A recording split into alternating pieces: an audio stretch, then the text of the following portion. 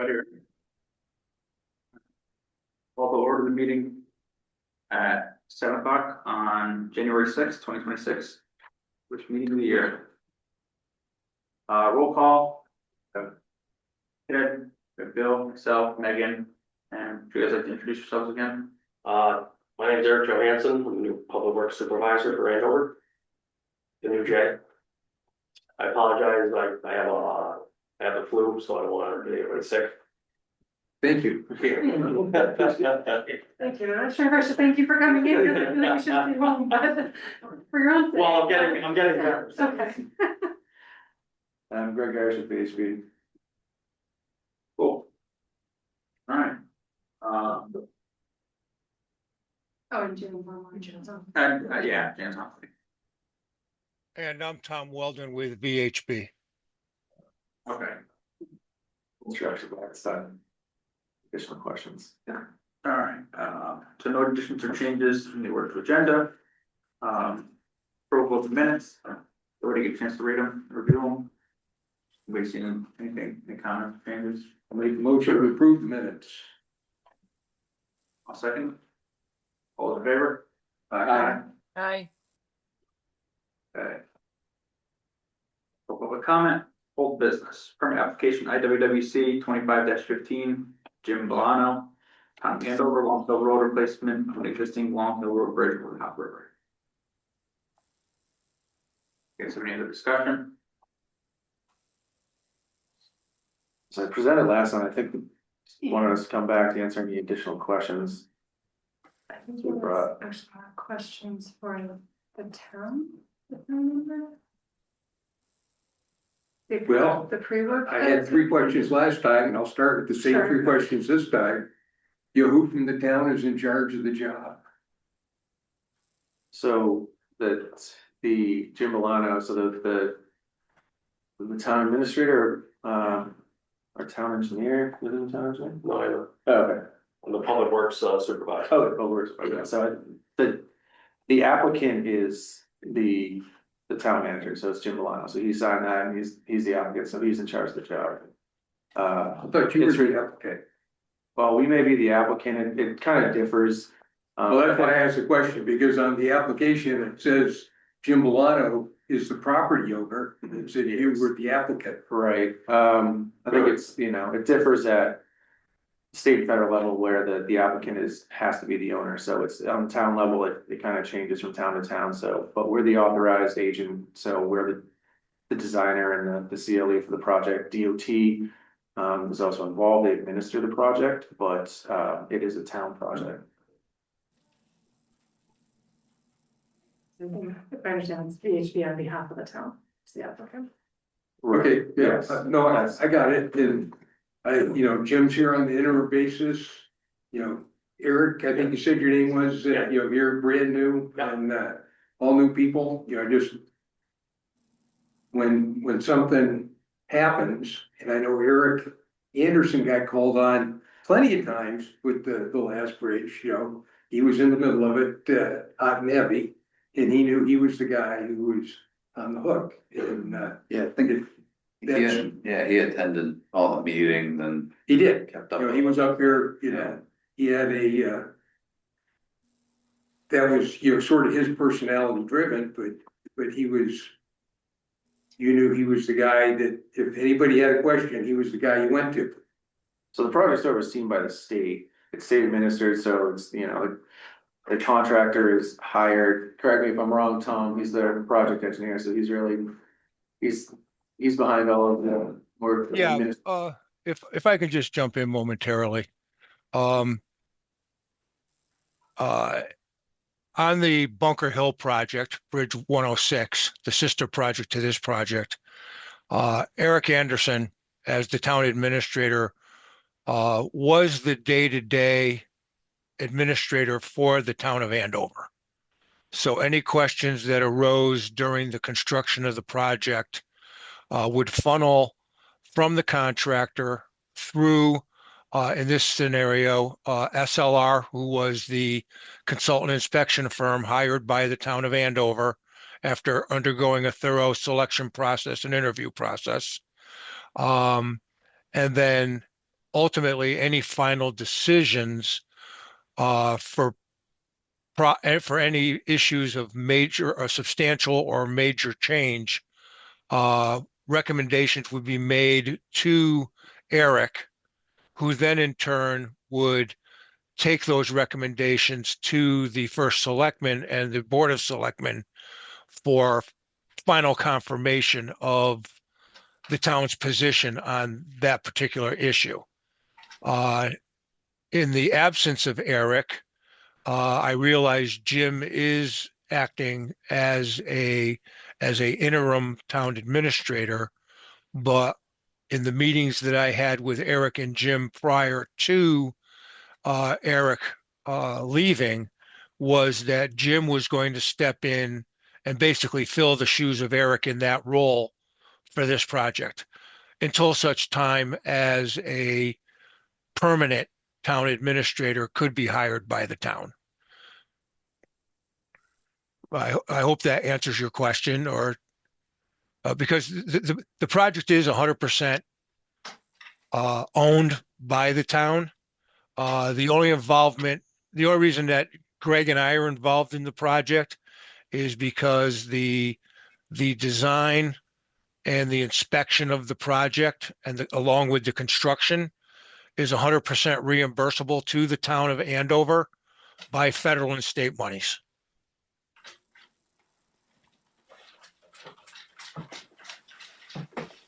If you're concerned about, the continuity of the project and oversight. I don't, yeah, and I think, Eric leaving is a good example of that. It's not guaranteed, even if we had a full-time person now, if they were. And it wasn't intended to be a hard question or a trick question. I just want to make sure that Jim knows he's the guy. And if something comes up, he's the guy. And has to deal with it or whatever. I don't want to hear later on after the problem might come up, and I hope it doesn't, but, oh, I didn't know I was responsible for that. So it should have been, it's kind of easy, but we ought to say it and recognize it and go that way. Joe, have you had any conversations with them about it? No, not yet. Talked to Eric about the old one on his way out, but nothing with Jim yet about this one. Could you just touch base with him and confirm that he is aware that he'll do Yeah. the contract? Yeah. Okay. I mean, it sounds like he should be, Yeah. you know, Greg and they have transition. Yeah, He's been involved in conversations with us, consistently. Tom's met with him, several times. The second question, was in the Connecticut DEEP Natural Diversity Database Coordination Letter. It says a qualified herpetologist is required to be on site at all times while construction and clearing is taking place.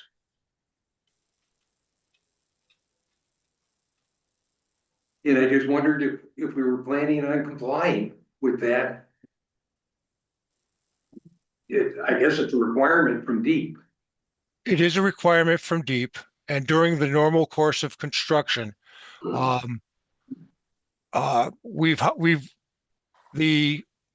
VHB originally retained the services of Hank Gruner to act as the herpetologist on this project. And he went through and did a site investigation of the project prior to the final design plans being put together. And he developed a mitigation plan, which was, if I remember correctly, part of the application that we submitted to the town of Andover for the inland wetlands permit, and giving all of his recommendations as to what requirements needed to be followed by the contractor, based on the fact that there is a high likelihood that we will encounter turtles, snakes, etc., within the project limits. When we go to put the cofferdams in place prior to installing the cofferdams for the removal of the existing bridge, Hank will be doing an in-water investigation of the construction zone to ensure that there aren't any nesting turtles within the limits of the cofferdam. And then once again, after the cofferdam has been installed, he will be once again performing an in-water search just to make sure that none of the turtles got trapped behind the cofferdam before the contractor commences work. At the time that the grubbing for the project takes place, Hank will be meeting with the contractor on site for the proper placement of the sedimentation control devices, which also act as the barriers for the confinement of the project site to keep the reptiles out of the project site once they have come out of hibernation and have left. There will be periodic sweeps performed by Hank during various phases of construction that he will physically perform sweeps of the project site and remove any animals that are found within the limits of confinement to outside of those areas. He will be providing training to the contractor's personnel to help them identify the species in question and how to reach out to him to come down and take care of the removal of those particular animals from within the project site. He will also be monitoring the activity on the site so that if various sections of the encroachment fencing need to be readjusted either in length, in width, or whatever, he'll be there to direct the subcontract or to direct the contractor on how best to lay out and install those to protect the species in question. Is Hank doing this voluntarily or is he paid to do these activities? He is being paid. He is actually under subcontract to the consultant inspection firm, SLR, that will be performing the inspection work on the project, just as he did for them on the Bunker Hill project. And he is retained by him, and his services are billable and reimbursable by the federal and state monies. So I think Jed's question is that it basically says he'll be on site, assuming Hank at all I'm sorry? times. No, So he I will mean, not. No, he is not going to be on site at all times, and the deep requirements do not require that he be on site at all times. They just, Well, at all times that activities occurring. I I don't saw know if that, I saw that requirement, several places as I read through all the material here, but, when. And we can call it up on the screen, it's, one of the enclosures that, it's listed there. It says a qualified herpetologist is required, all in capital letters, to be on site at all times while construction and clearing is taking place.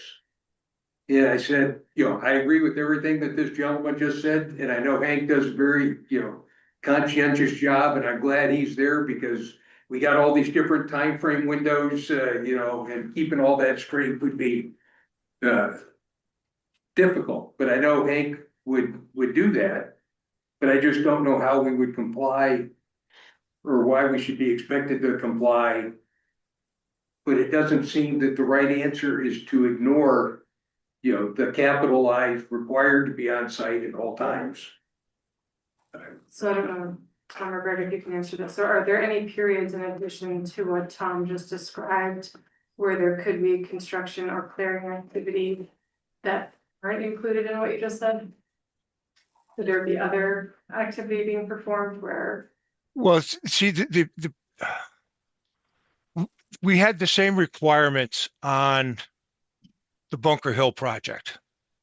Not everyone And- might particularly was involved in that project, just for your awareness. Well, once the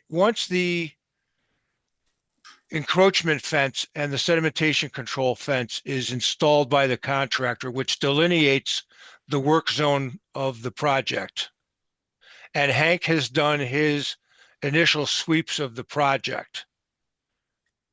The only time that Deep required them or Hank to perform required sweeps was if there were changes in stages of construction. If they went from, say, the public works side of the bridge and then moved over to the park entrance road side of the bridge, and there hadn't been any activity there for a number of weeks or months, that Hank would have to redo a survey of that side before the contractor would be allowed to perform any work.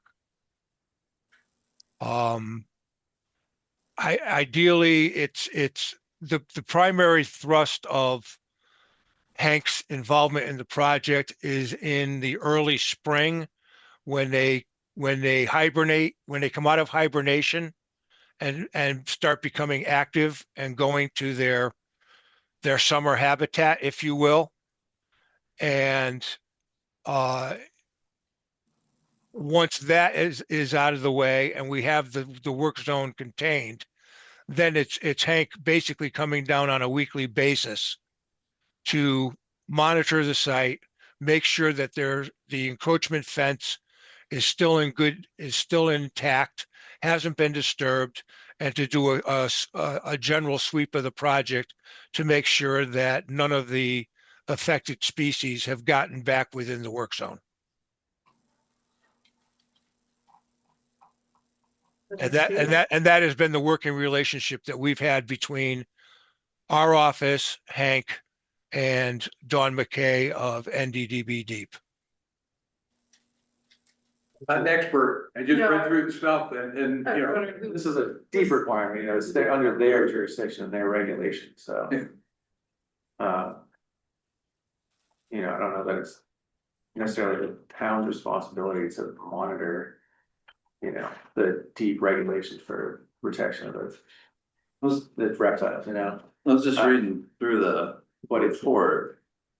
I think, like the wording, it says the qualified herpetologist must be hired to work on site with your construction crew during the project construction period to be sure that turtles will not be unintentionally killed during the moving of heavy equipment and tree clearing. And then other, and deep will be I on think it's site. down at the bottom of page 2 or page 3. I Depending don't on think it's, I when you start with. think it's Yeah. tank to be on site for the entire duration. yeah, it doesn't say it at all times, it just says required to work and be on site with your construction crew during the project construction period. I think it's just the way it's worded, it doesn't mean. It just means that he's required to, like, you know, work at the site, not just. If we were required to have Hank there on site all day, every day of the project duration, it would cost more than the construction of the project. That's why I'm asking the question. No, I And know, I understand the reasoning why. I copied and pasted out of this, so I know the wording is correct. Required to be on site at all times while construction and clearing is taking place. Yep. So.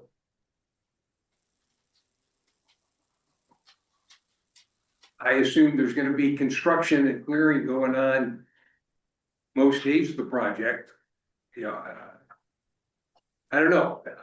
I'm asking the question, what does that line mean? That was my question. I gave you the best answer that I could. I think the only person that could expand upon that question to fully satisfy your question would be to ask it of Hank Gruner. Because he's the one that works specifically in touch with Deep.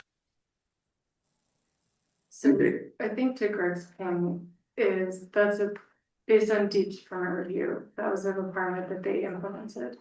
That's not necessarily a requirement that Wetlands is implementing. So it's not necessarily up to us to ensure that it's all through. We could make it a requirement of our permit. I think to the point of it then costing more than the construction, I personally wouldn't advocate for that. But it may be something for us to discuss. I don't know. I'm confident that if Hank's involved, it would be the right thing happening. I just. I'd rather ask the question up front than, after we get halfway in, why didn't you do this? It's clearly spelled out right here. And I fully understand your concerns, and that was the reason why we retained the services of Hank early on in design, because Hank Gruner wrote the manuals that Deep follows to write their regulations. Yeah. Okay. I guess my third question, involved the clearing to support the job. And Eric, one of the reasons I think you're here tonight is I know that Public Works did the clearing over at the Bunker Hill Bridge, and I didn't know if they were planning to do that again.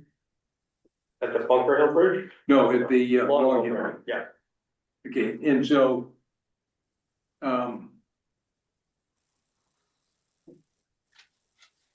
what as I was, trying to get ready for tonight, one of the things that I thought made me feel better was somehow I got the opinion, just like you described, that we were gonna put in the containment, barriers and that sort of thing first, and then that would confine the area that we were gonna go in and clear, so that it would be clearly demarked where clearing should take place. Again, not smart enough to know if there's any requirements that we would need to, cautions or any of that kind of stuff. But as I look through the sequence of construction, the first step is perform clearing and grub around the site as necessary.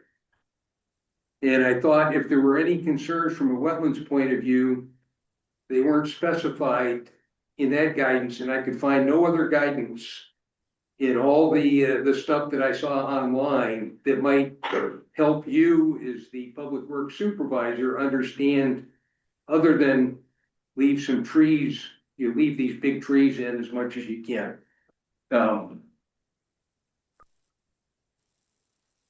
So I was concerned about that. How, what kind of precautions do you take? And maybe it's none at all. I don't know. Oh, I'm sorry. Okay. But I went, I was thinking back to, well, I was expecting step one to be install a tracking pad to keep all the junk that we are down there working from going up on the road. And I couldn't find anything in the documentation about putting a tracking pad up there. And it reminded me of a house that was being built, 422 Lake Road. I tried to go back in the archive and it didn't go back that far yet. I guess we're still working and trying to get there. But step one in that procedure was install a tracking pad. Step two was install the driveway, and do all this before any of the construction gets done. And sure enough, they didn't install a tracking pad. They didn't install the driveway, and the wetlands were right up against the road, and they drove all these, trying to haul logs and that out of there through the wetlands. We got stuck in the mud. It was just a real mess. And so it's gonna be the same time of year that you're trying to do the clearing over there in for the bridge, I think. And I was trying to figure out where the guidance is to you, are we gonna put a tracking pad in? It's not listed in there. And but at least when it said install tracking pad, and I saw no tracking pad, and I saw all the ruts in that, I said, Joe, this isn't, right? And he said, yeah, I'm working with the guy, trying to get him to do that. And it was a long and painful process. The house was about done built before they got the tracking pad in. I'd like to not have that happen, and that's what I'm looking for. If I could answer that question, the tree clearing that was done by the Town of Andover Public Works Department on Bunker Hill was done specifically for the relocation of the aerial utilities, nothing more. The trees that were not affected by the relocation of the aerial utilities were then taken down by the contractor within the stipulated timeframes of the contract. The same scenario was discussed with Eric Anderson for this project. And the trees, we had several meetings with Frontier and Eversource regarding where we could put the utility poles, because unfortunately, early on in the design, the department decided to forego going through the 4-H process with the FHWA that would have enabled us to take partial takes of the town park and relocate the utilities there for a temporary condition before bringing them back to the edge of the roadway in a permanent alignment. So as such, we have very limited, we can only work within the confines of the street line. And DOT, we had several meetings. The town marked out the trees that would need to be trimmed and or cut to facilitate the relocation of the utilities. And those trees were to be cut down. Any remaining trees that need to be removed as part of the construction project to build the bridge will be done by the contractor within the given timeframes as stipulated in the contract, as well as the grubbing of the trees that the town would be cutting. We are not disturbing any of the root systems. All the stumps are remaining in place for the contractor that's going to build the bridge to remove. And at that point, that's when the sedimentation controls, et cetera, would be put in place. We have no typically on these types of projects, the Fed local road projects, we don't incorporate tracking pads into the projects simply because the bridge is closed and under full detour. So we can sort of confine the areas of the mud within the project limits. If the town wants to move in that direction of having us install tracking pads of some sort, we can certainly do so via construction change order, if that would make things more palatable to you, if that's the correct wording. The only activities that will be going on within the project site between now and April 1st, hopefully, is going to be the total relocation of the overhead utilities and poles that are affected.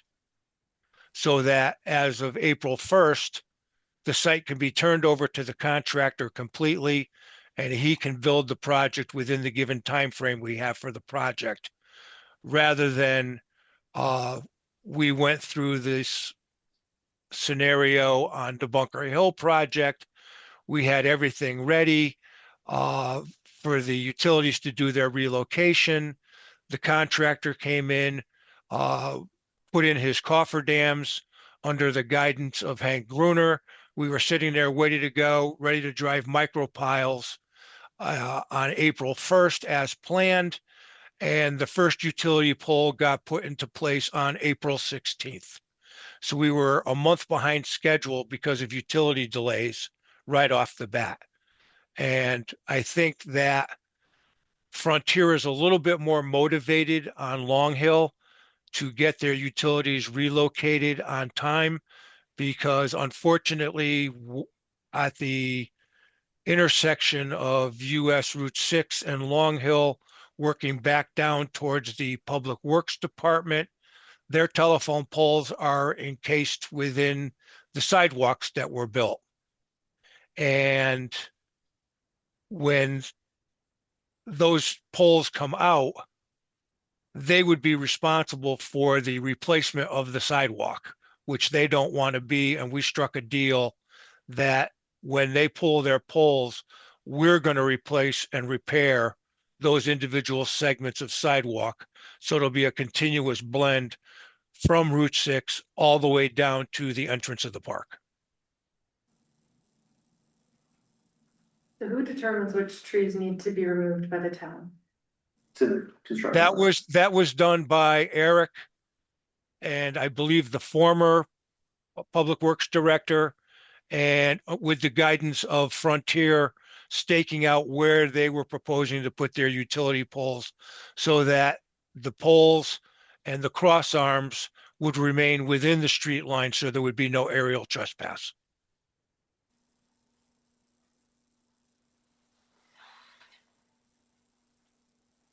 I can add to that if you'd like. Go ahead. Okay, well, I'll just, No, so I got here. I'm trying to, certainly I didn't consider the fact that the road was gonna be closed, that's a difference. The issue that I learned was important about the track he had over this house on Lake Road was all the muck that got carried out on the road, washed down the road after it rains into the storm drains and into the lake. Yes. And I'm trying to figure out in my head, again, not an expert on any of this stuff, but,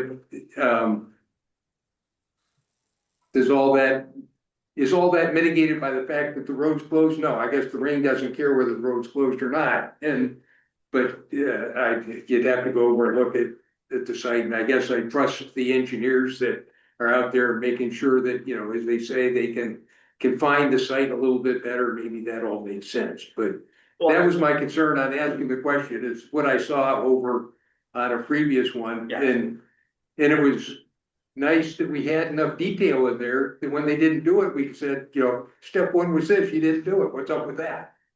And, No, I totally agree. yeah, okay,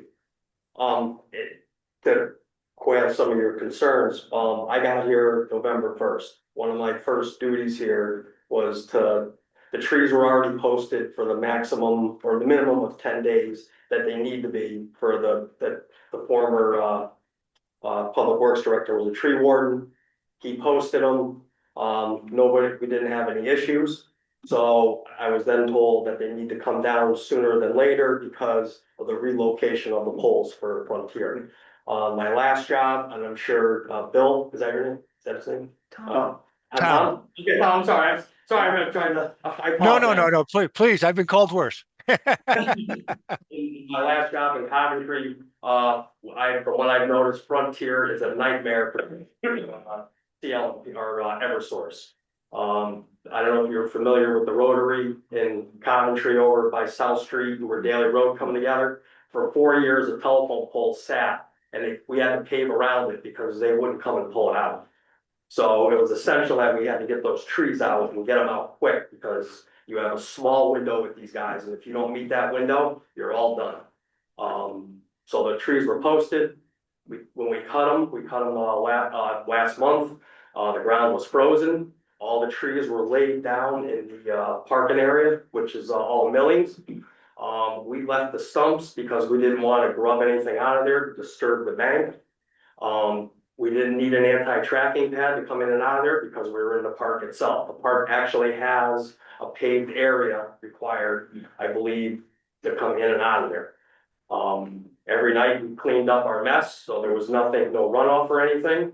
And the trees that didn't need to come out, that weren't gonna be in the way of the wires, had to come out because the existing trees that we did cut out actually grew into those trees, and those trees probably would never come back.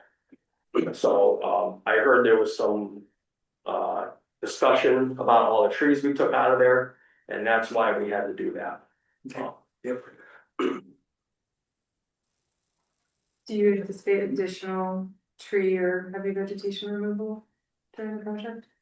Not on us, we're done with, as far as I know at this point, the public works has done all we were required to do there. Again, I guess the contractor's gonna be taking the stumps out and remediating the whole area and everything. Yes, the contractor will be removing the stumps as one of the first courses of action, as well as removing the trees that need to be removed on the downstream side of the bridge and doing the stumping on that side as well. And I guess there's one tree that of major size that used to be a iconic town of Andover landmark with the swing rope on it. That fell into the river, and our contractor will be removing that from the river as well. Are you installing the silt fence prior or after stumping? The silt fence gets installed prior to stumping. Okay, so we shouldn't have any sediment washing when they pull stumps out of there. Pardon? So we shouldn't have any sediment washing into the No, water. no. The site should be fully contained for sedimentation control prior to the stumps being pulled.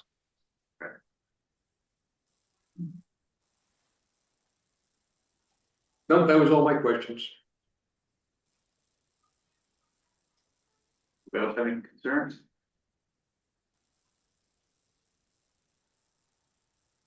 Sounds good to me. Motion to approve, application 25-15.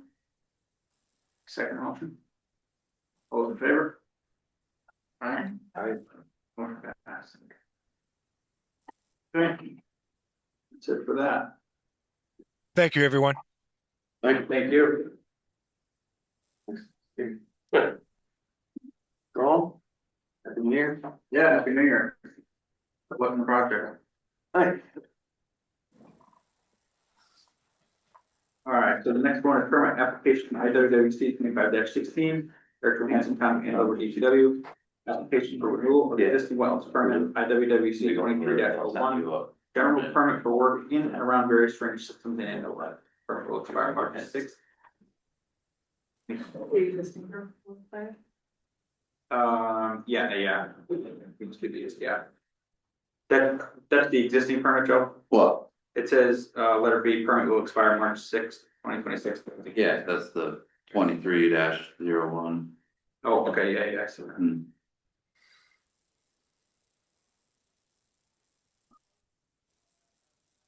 Yeah.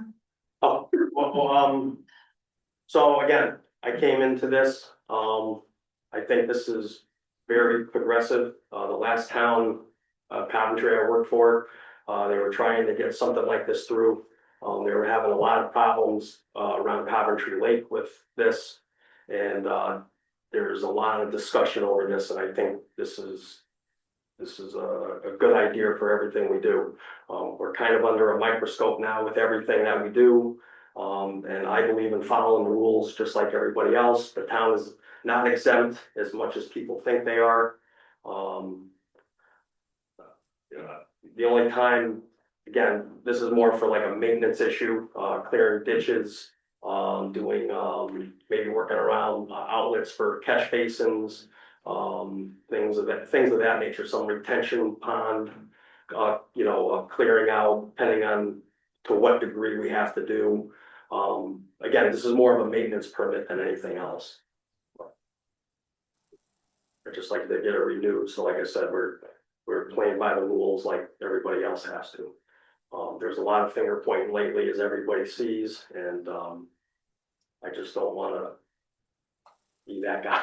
Everybody saying, "Oh, the town's doing it, why can't I do it?" So I wanna do it legally, and I wanna do it right. And if I think it's out of our scope of doing this, then I'm not gonna do it, and I'm gonna come back here to you guys and maybe take out a bigger permit if need be.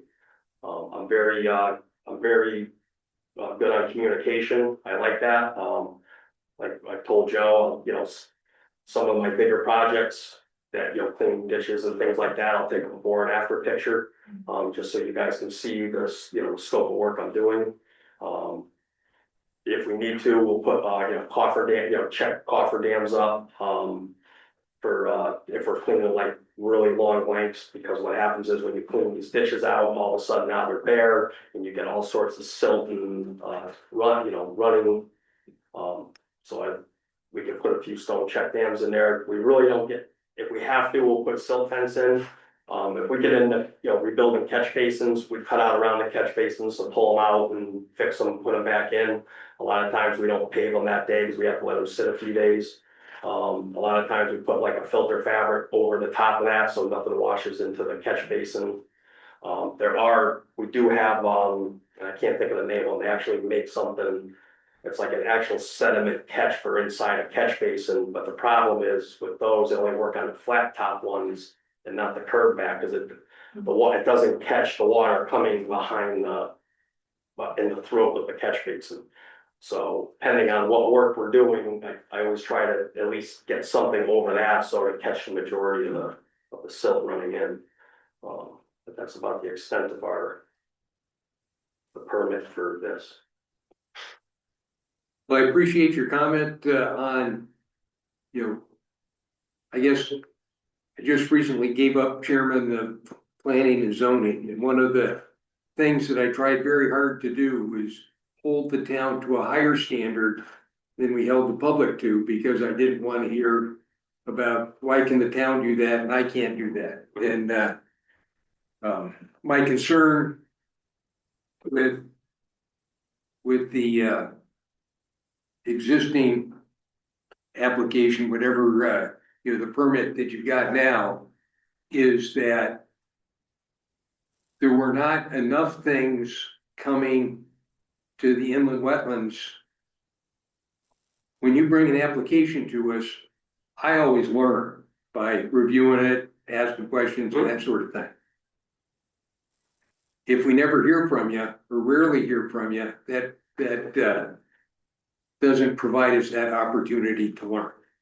So I'm happy to go with what we do, but that's the downside that I think we as a commission miss, is the opportunity to engage with you, learn, and be able to do our jobs better. So I know one of the things that when we approved this, it was, we didn't want to spend a lot of time having to take everything to the commission. I can't remember the last time. I don't think we've brought anything to the commission since that application was come in. Joe's briefed us on a couple of things where, Public Works is talked to Joe about it. But I do think we lose a little bit of the healthy growth, because, that I think is, you can attend a lecture on inland wetlands rules all you want, but until you start digging into the specifics and figuring it out, you're not really learning. And I don't mind using the town to facilitate our learning, but that's my thought. I'm happy to hear that you say that you want to hold yourself to at least a high standard as anybody else here. I think that's important. Well, we could, because I know, certain, like this application is posted online. So I know with the other one, I posted a few things, but with your before and after pictures, I could add those under it, like a date and a project and maybe a little description of what you did along with the pictures, and then maybe you can kind of, we can. And as dedicated as you may think I am, when it's yours, I go, okay, Joe, that's yours. When it's ours, I'll do a little bit more work. Yeah. I think the establishment of this permit was a good thing. I think prior to that, we weren't hearing from, Public Works about things that were going on, and I don't know if they were in contact with the former wetlands agents, but if they were, that person wasn't relaying it to us. So I think it has established a better protocol between the commission, the agent and Public Works. I like this. When I read this, I thought this was very progressive. Again, they're trying to do this in Coventry, and they're just, it's getting this all over the place, because the lake has the sewer over there now, and they have clamped down on a lot of stuff down there. So every time we would go down there to work, it was very, it was horrible. So they were trying to put something like this in place over there and they just keep meeting with resistance. Well, I agree that it's aggressive. My question is it a little too aggressive? Maybe it is, maybe it isn't. Progressive. Progress, Progress. no, I apologize, this is fast. Okay, yeah, well, it certainly Historical. gives you a lot of latitude to do a lot of stuff without coming here. Yeah. And it hasn't been a problem yet. We talked about it at the last meeting. Why has nothing come to us? And he said, well, we've lost a bunch of employees over at Public Works. We're not getting done the jobs that we might have been doing. Maybe that's got it. I don't know, but I look forward to hearing from you on some of the projects that you I got. like the idea of posting the photos too, because in the event that, say you both go on to bigger and better things. Whoever takes your place, we have those examples to say, these are the kinds of things that fall within the permit, and I think it helps public too, if they're interested, to have some, increased transparency. I'm fine with, the general maintenance. Like mowing, rough mowing, I don't know if you guys use a pecan or something like that, or retention ponds, things like They have that. like a Steiner and then we have like an over the rail mower. Yeah. But the problem with that is you can only get so far because if it's wet, you're gonna run up. So a lot of times you either have to wait till dead of summer to get in there when drought condition or just Yeah. kind of mow the outside edge. If you have extreme bed, I don't know, I'm thinking right down here at 316 and School Road, if you're mowing on the edge, like I'm fine with that kind of stuff, or if a tree comes down, goes in the stream, I'm fine with that. But if we're doing, I don't know, head wall repair, or a new pipe drive across the road, obviously, I think that's not gonna have to come to us, even though it's still, routine maintenance for you guys. And I think culvert, I think when there was replacements, they were coming, right? That wasn't included under the maintenance or. Well, there was a certain side, Okay, that makes sense. So like catch basin repair, like obviously. 24 replacement of culverts, drainage pipes 24 inches or less in diameter that do not contain a water course. Okay.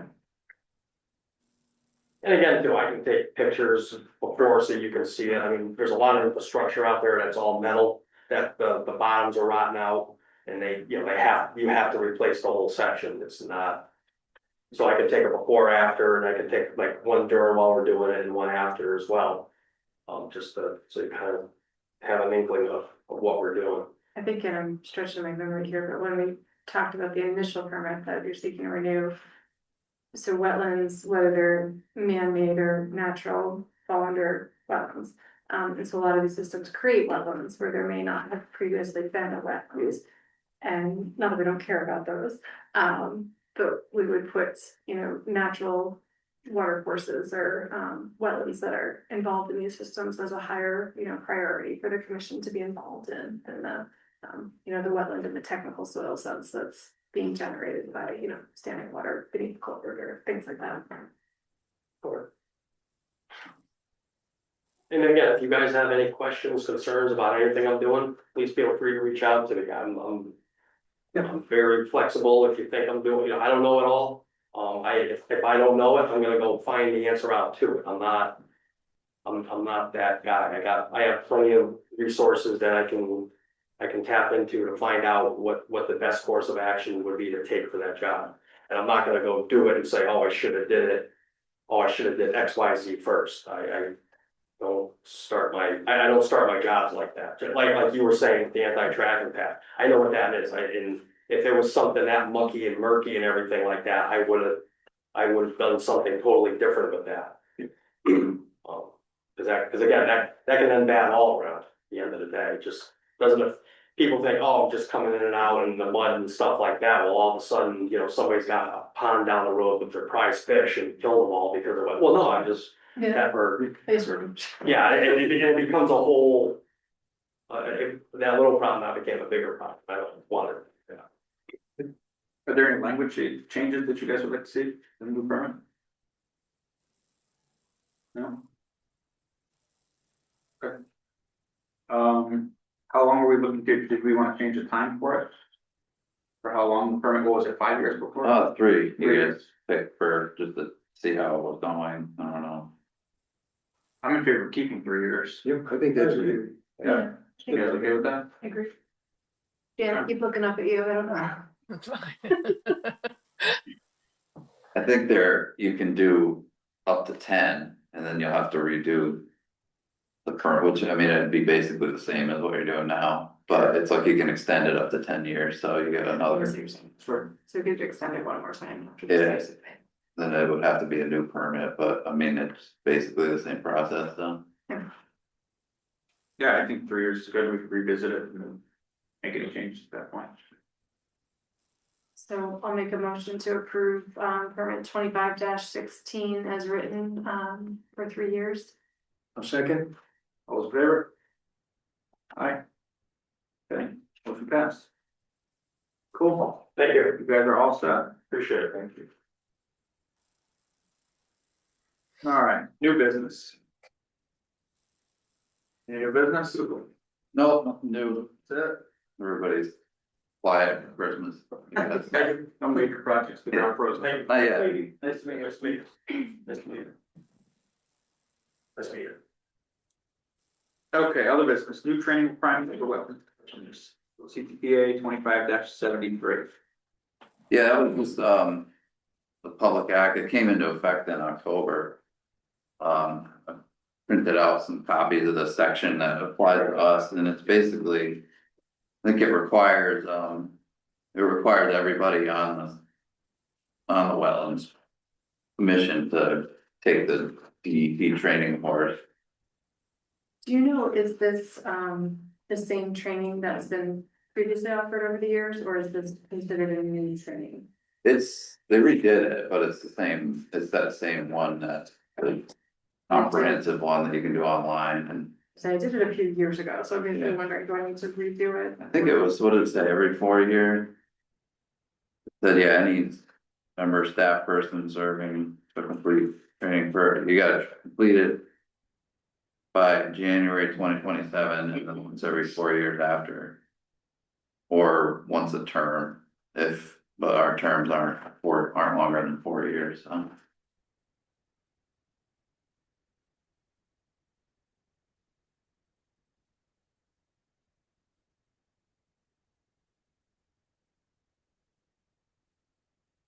And then there's this disclaimer that, yeah, failure of any member or staff person to complete training shall not affect the validity of any action of an inland wetlands agency, so.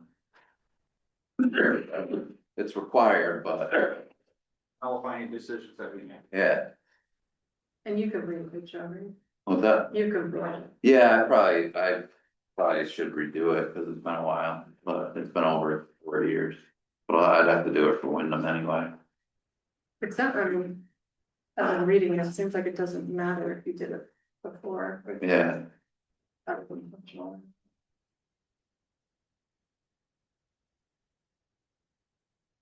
Can I ask a few questions about these? Is this like a? How is this training program laid out? With like a question, or you read something and then you gotta. Answer a bunch of questions about what you just read, is that how it works? because I think I haven't done the newest version of it, I don't think. so, right here. You know, and I took this at least, one program, and I thought it was very good. Program consists of 8 modules and designed with text and video content, interactive activities, all kinds of stuff, so. They'll have a little pop quiz in the middle of it, and Yeah, there are quizzes along the way. I remember that you have to pass, but you can keep them as needed, so. Oh, you gotta pass the quiz before you. Yeah, but it's one of those, like, if you don't pass it, you can just keep retrying until you pass it. Oh, so yeah, it's not the next module. It's not like a particularly difficult, if you're paying attention, it's, you just go through it and then. But it's good, yeah, it tells you like how to run a meeting and then it's got some of the findings and. How to read the site plan, things like that. It does take some time along the way, and if you did it last time, it took a while. A while. Well, we did hour module. Yeah. So it's like 8 hours total. Oh, really? Yeah. Okay, you're on, right, take it over. Oh, yeah, Yeah, you can- that's what I did, I didn't do it in one day or anything like that, I did it or something, and try to pick away at it. And the thing that disappointed me when I got to the end, because it was very good, I wanted to go back and make copies of certain slides. and I couldn't figure out how to do that. So you would have to take the whole course over again to get to the slide that you wanted. I said, I'll wait for a while, it'll come up as a requirement again. Take So pictures of try it to, on the yeah. computer, as you go. That's it, I'm trying to share that feedback with the wetlands folks and see if it's intentional or if they could post them.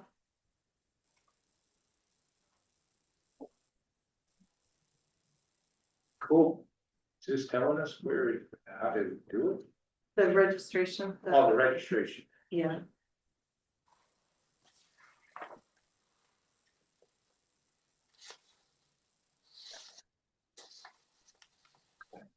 And is the new budget worksheet also for 2026? Yeah, that was, You guys- it's due like Thursday, I think. So. There was no, I didn't know if you guys wanted to add or change anything, and I had. Discussed moving our office supplies budget to the building department, combining it, cause I don't like bill for our own sheets of paper and stuff.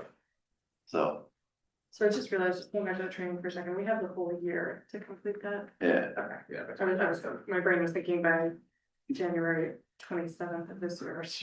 There you go. Getting a little panicked internally, but okay, so that's cool. We have a whole year to do this, Yeah. okay.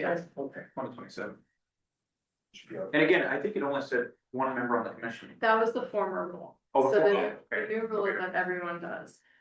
But at the same time, like previously, in the event that everyone didn't, there's not really any real ramification. In case I can't do it.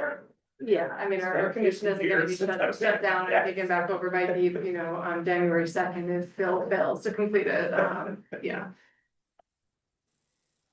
So this is taking our budget from $400 currently to $1,400. I don't know, I didn't even. No, I don't think that's. But. That was 14-15, that was the budget that I had.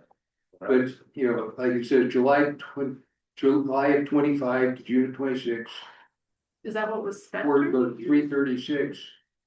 Now the budget's 800. I don't know what those columns are meaning. What is the fiscal year? Is it, It's the fiscal year, it starts 1st of July.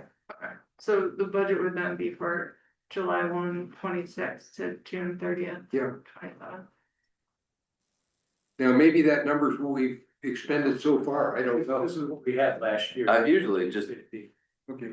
all I do is check the khaki wick membership and make sure they didn't raise their dues and then put the same number in from the previous I year. had this, that was confusing, because I don't think that. I'm guessing the first column is actual expenses. Yeah, expenses to date, maybe. Well, copy of that? Cause I'm pretty sure our budget was 14 flat. Okay. Yeah, I'm pretty sure it was. Last 2 years, Yeah. If I remember correctly. might have changed. Yeah, there was 1450 budgeted just for me, which was a lot. Training. It was estimated, but then for 25-26, I was at 800, 350 for training, 200 for office supplies, which Joey said you're gonna move.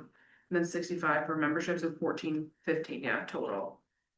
For 25-26, so I think you wanna keep it the same, I don't know. with the exception of moving office supplies. Yeah, I don't know that, I don't wanna move it. Lose it, but Yeah. I'll just have to figure it out, I'll talk to Lynn and see if she can put it on there, I don't know.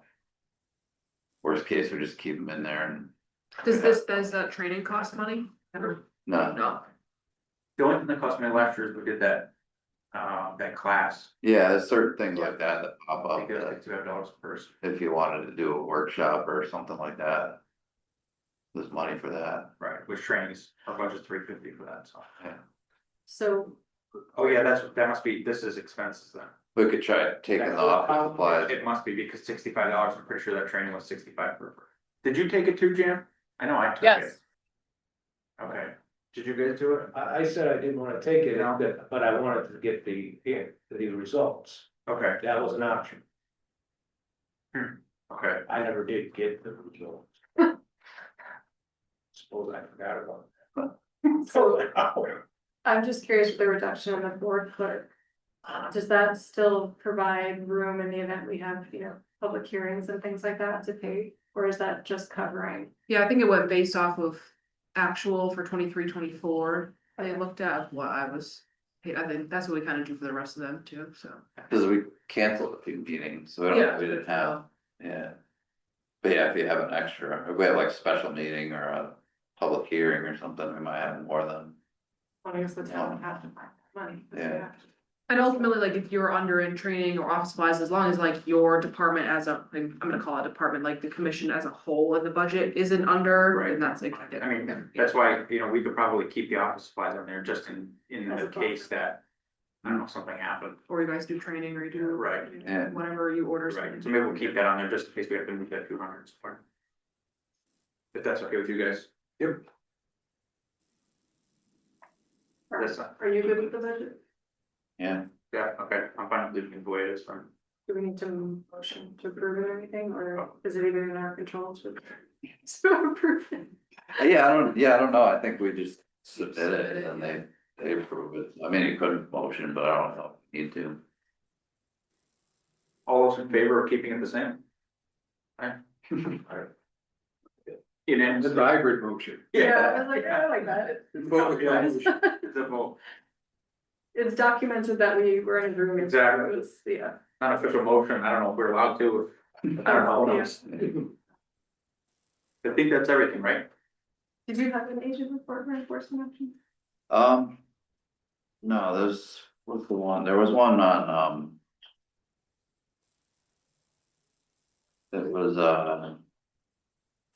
what's the shoddy mill, the one over by, there's one over by the transfer station, I forget the number of it, but, I got a call that the guy was doing some work back there, and I was gonna meet with him this afternoon, but he had to work in Cape Cod, I guess he does the utility work or something, so.